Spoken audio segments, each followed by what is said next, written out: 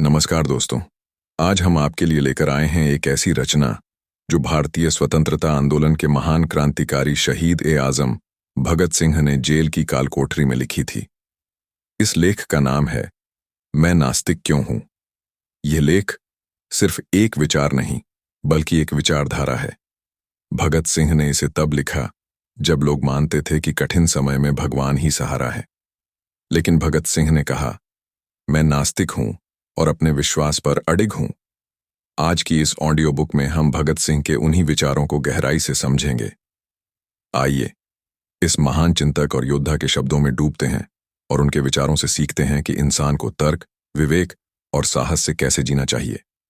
अध्याय 1, परिचय और पृष्ठभूमि। साल 1930, एक ऐसा समय जब भारत अंग्रेजों की गुलामी में जकड़ा हुआ था। हर तरफ आंदोलन, संघर्ष और बलिदान का दौर चल रहा था। इसी बीच जेल की अंधेरी कोठरी में बैठे एक नौजवान क्रांतिकारी ने कलम उठाई और लिखा, मैं नास्तिक क्यों हूं।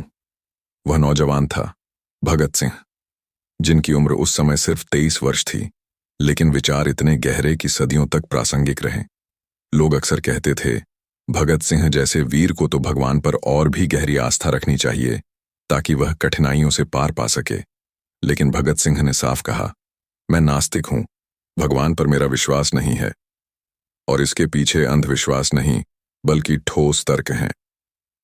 इस अध्याय में हम समझेंगे भगत सिंह ने यह लेख क्यों लिखा, नास्तिकता उनके लिए क्या मायने रखती थी और आज के समाज के लिए यह क्यों जरूरी है।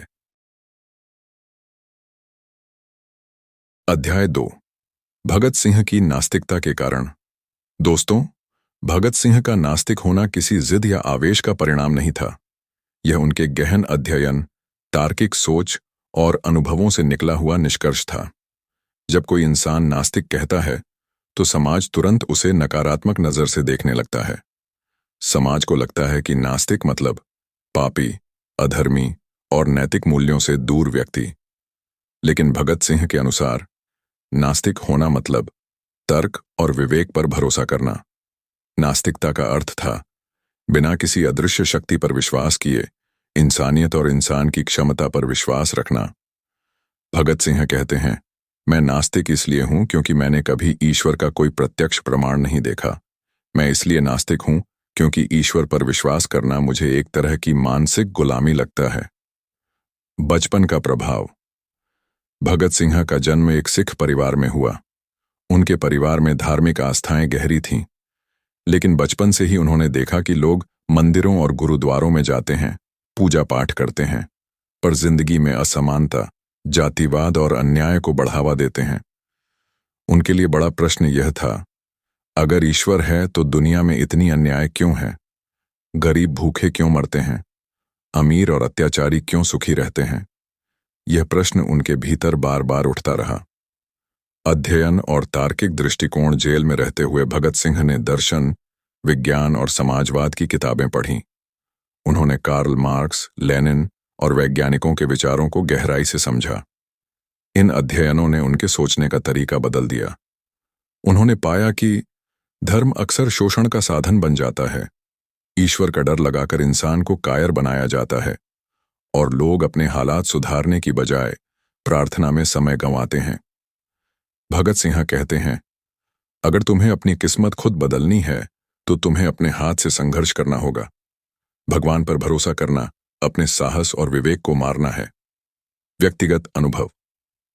जेल की यातनाएं, भूख और फांसी का इंतजार, यह सब इंसान की आस्था को डिगा सकता है।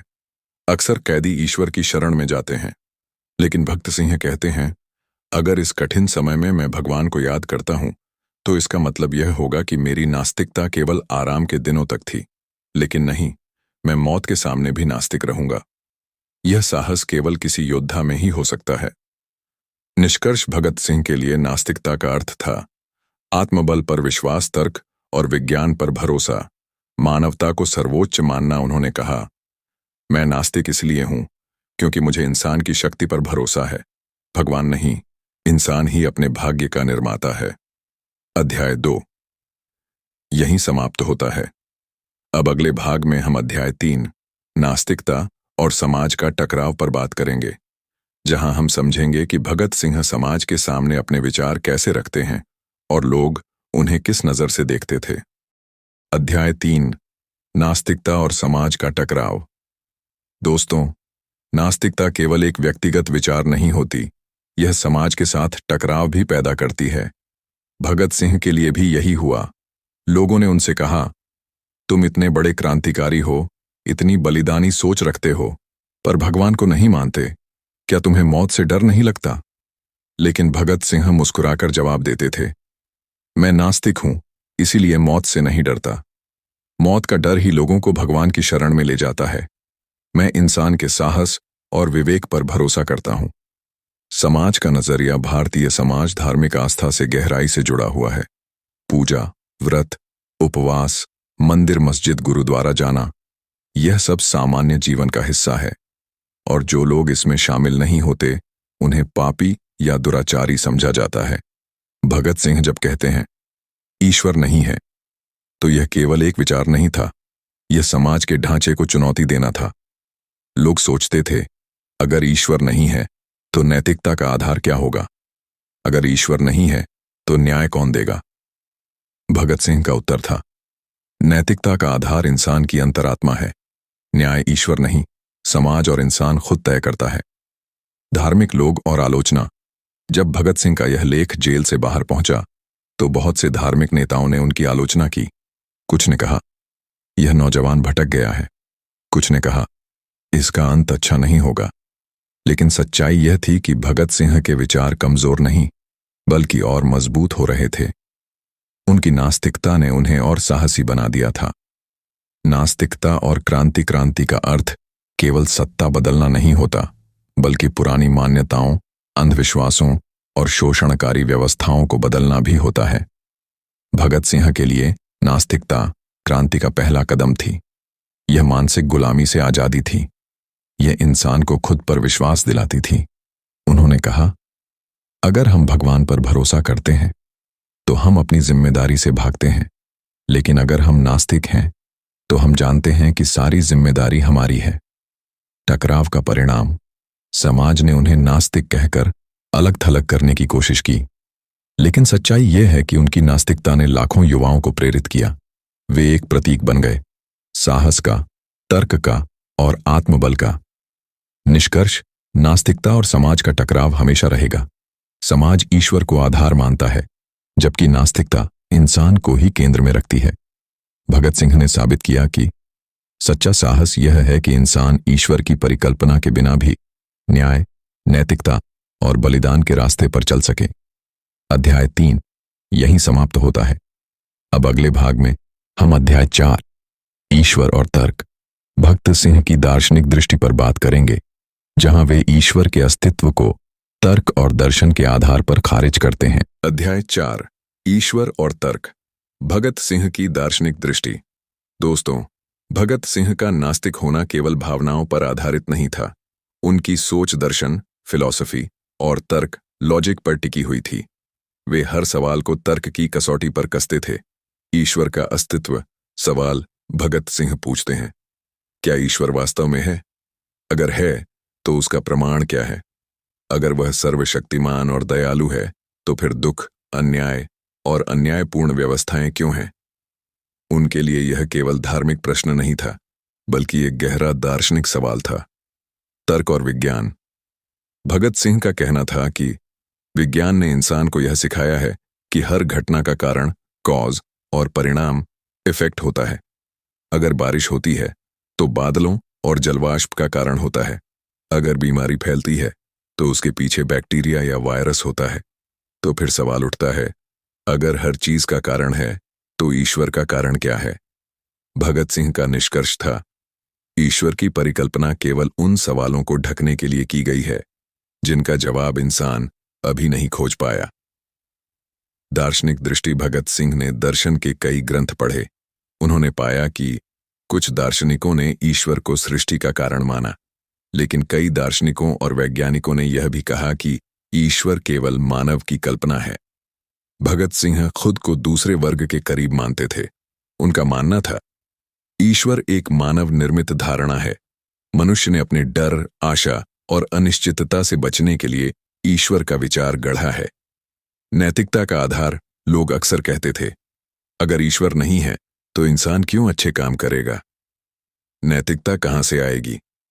भगत सिंह का उत्तर था, नैतिकता इंसान की अंतरात्मा और समाज की जरूरत से आती है, किसी भगवान के डर से नहीं। उन्होंने कहा, अगर कोई व्यक्ति केवल स्वर्ग पाने या नरक से बचने के लिए अच्छे काम करता है तो उसकी नैतिकता झूठी है।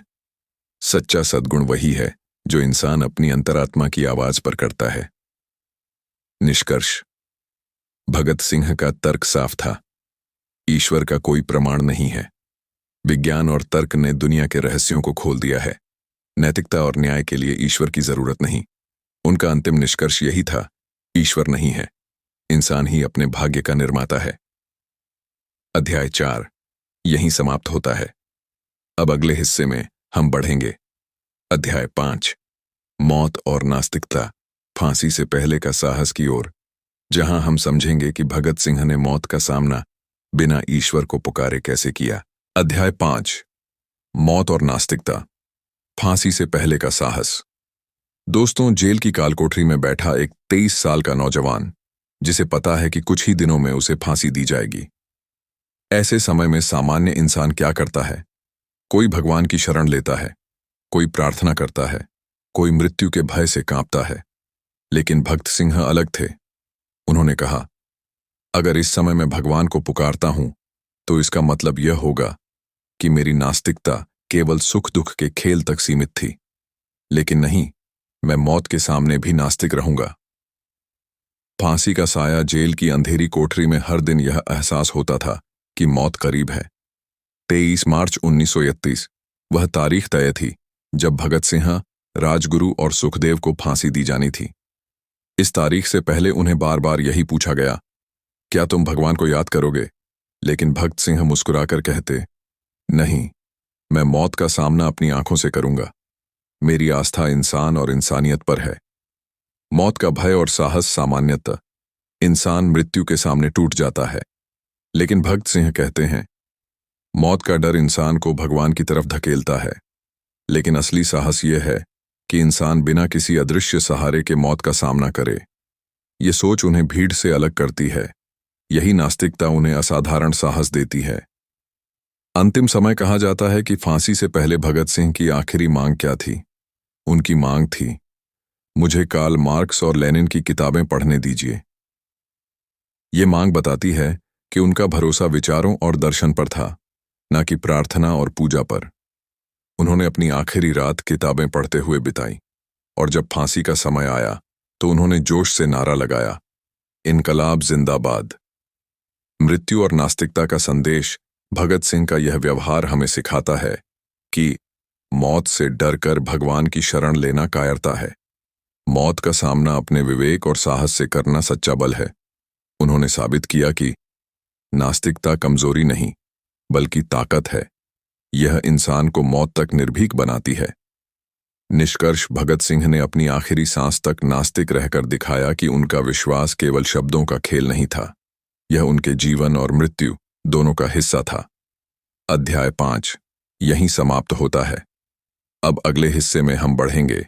अध्याय 6 नास्तिकता और इंसानियत, भगत सिंह का असली संदेश की ओर, जहां हम समझेंगे कि उन्होंने क्यों कहा, इंसानियत ही सबसे बड़ा धर्म है। अध्याय 6 नास्तिकता और इंसानियत, भगत सिंह का असली संदेश। दोस्तों, भगत सिंह की नास्तिकता केवल ईश्वर को न मानने तक सीमित नहीं थी। उनकी नास्तिकता का असली रूप था इंसानियत पर विश्वास। इंसानियत ही सबसे बड़ा धर्म। भगत सिंह ने कहा था, अगर मैं ईश्वर को नहीं मानता तो इसका मतलब यह नहीं कि मैं नैतिकता को भी नहीं मानता। मेरे लिए इंसानियत ही सबसे बड़ा धर्म है। उनका मानना था कि इंसान को इंसान की मदद करनी चाहिए। न्याय, समानता और भाईचारे का आधार किसी अदृश्य शक्ति पर नहीं, बल्कि समाज पर होना चाहिए। वर्ग और जाति से ऊपर सोच भारत में जाति और वर्ग का भेदभाव गहरा था। लोग धर्म के नाम पर ऊंच नीच और भेदभाव करते थे। भगत सिंह इसे इंसानियत के खिलाफ मानते थे। वे कहते थे, अगर ईश्वर है और वह यह सब अन्याय होने दे रहा है तो ऐसा ईश्वर इंसान के लिए उपयोगी नहीं है। इंसान को इंसान के लिए जीना चाहिए। इंसान की ताकत पर भरोसा।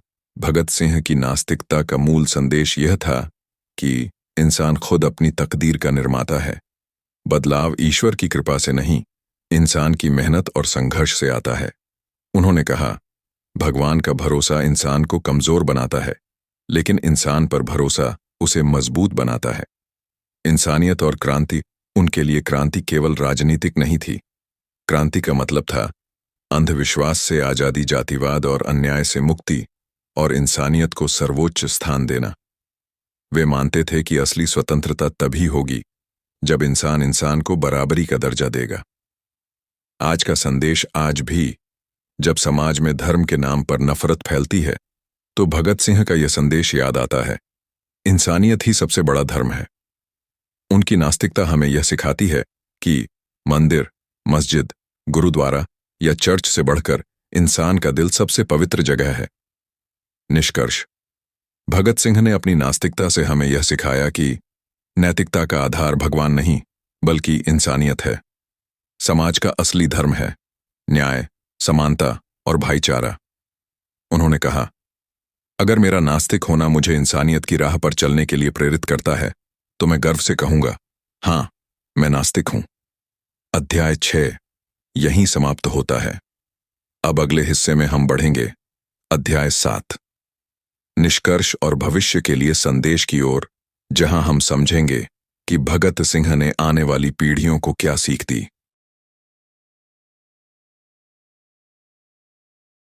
अध्याय 7, निष्कर्ष और भविष्य के लिए संदेश।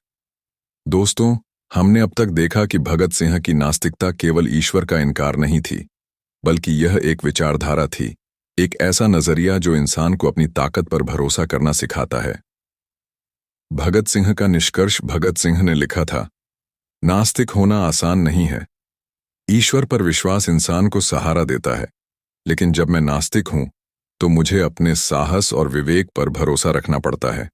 यही असली ताकत है। उनका निष्कर्ष यह था कि ईश्वर नहीं है, इंसान ही अपने भाग्य का निर्माता है। समाज की उन्नति का रास्ता विज्ञान, तर्क और इंसानियत से होकर जाता है। आने वाली पीढ़ियों के लिए संदेश। भगत सिंह ने अपनी नास्तिकता को केवल अपने तक सीमित नहीं रखा। वे चाहते थे कि आने वाली पीढ़ियां अंधविश्वास से बाहर निकलें, इंसानियत को सर्वोपरि मानें और समाज को न्याय और समानता की राह पर ले जाएं। उन्होंने कहा, अगर आप सच में देश और समाज से प्रेम करते हैं तो भगवान के भरोसे मत बैठिए। अपने विवेक, साहस और संघर्ष से बदलाव लाइए। आज के लिए प्रासंगिकता। आज भी जब लोग मुश्किल समय में चमत्कार की उम्मीद करते हैं, भगत सिंह की आवाज गूंजती है, चमत्कार की उम्मीद मत करो। विज्ञान, मेहनत और संघर्ष ही असली चमत्कार हैं। जब समाज धर्म के नाम पर बढ़ता है तो उनका संदेश है, इंसानियत ही सबसे बड़ा धर्म है। अंतिम प्रेरणा।